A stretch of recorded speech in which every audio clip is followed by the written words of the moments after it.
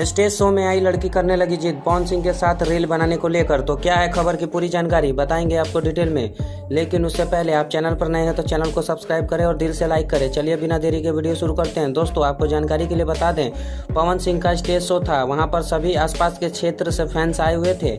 उसी दौरान एक लड़की जिद पर अड़ गई कि मैं पवन सिंह के साथ रील्स बनाऊंगी, नहीं तो मैं रोने लगूंगी और यहाँ से नहीं हटूंगी। तब पवन सिंह से ये सब देखा नहीं गया और उन्होंने फिर साथ में रील बनाया। तो देखा आपने, एक तरफ जहां सब हीरो हीरोइन धक्का देकर भगा देते हैं, वहीं दूसरी तरफ पवन सिंह साथ में रील बनाते हैं। ये है पावर स्टार पवन सिंह की दरिया दिली। आप क्या कहना चाहेंगे इस बारे में कमेंट बॉक्स में बताइएगा।